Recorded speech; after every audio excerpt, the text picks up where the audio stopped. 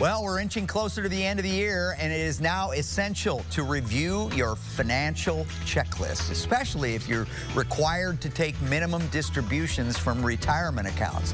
What, you say? What is that all about? Well, that's what we're discussing today with Erin Lapidus. She's the president and retirement coach with JBL Financial Services.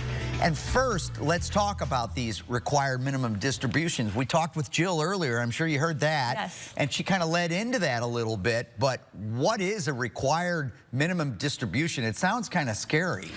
Nothing to be concerned about. The great thing is required minimum distributions essentially affect everyone that has a retirement account. So that's a 401k, 403b, IRA account. When you turn 73, the IRS says it's now time to start taking a minimum amount from those accounts. Okay. So And does that apply, that 73 age applies to everybody? That's not, there's nobody that's grandfathered in at 70 or anything like that? No, when they, exactly, a couple of years ago, they increased the age from 70 and a half to 73. And the nice thing is you get to take advantage of that every time they raise the age. If you haven't attained that particular age yet, you get to wait. You're hopefully just behind that line on that. That's good. So this is something I don't think a lot of people really worry about because they feel like that's so far down the road, I'm not going to worry about that. And then they find themselves in a position where they haven't had to take distributions from their savings. How do we manage that? Certainly. So you're in a great place if you are not in need of taking distributions from your retirement accounts, because that means you're living off of Social Security, maybe some pension. But when you reach 73, the government says you have to take about 4% from your pre-tax retirement account. So that doesn't include Roths, but it does include IRAs, 401ks, like we just mentioned.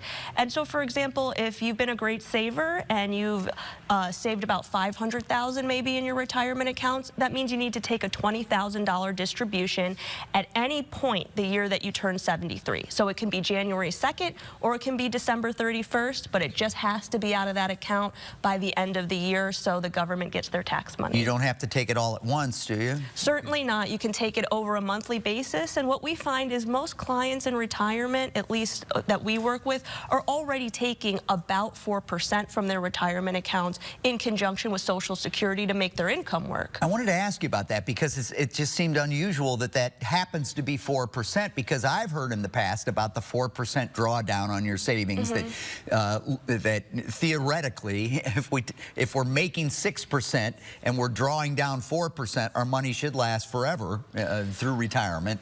That's right. But it's just a coincidence. It is a coincidence because what happens is as you get older, that percentage starts to rise, and by the time you get to around 90 years old, it's close to 10%. So they're wanting to accelerate the tax savings you did throughout the years while you were working. They want to reverse that and have you start paying taxes. So it's a good time of year to go back and check on that. And I got to tell you, I've talked with them down at JBL, and it's the greatest group. Now, tell us real quick about your radio show, because I think it's a great 2 hours on Saturday morning. Thank you. Saturday morning on the Big 550 KTRS, we have a radio show, starts at 9 a.m., runs till 11, and we talk about not only required minimum distributions, but planning for retirement, how to game plan for your retirement, for your investments, and we also talk Medicare and insurance, life insurance. We really try to cover everything that gives people a little insecurity as they're approaching retirement. It's a great show. I'm out and about on Saturday mornings. I listen to it all the time. You should all tune in.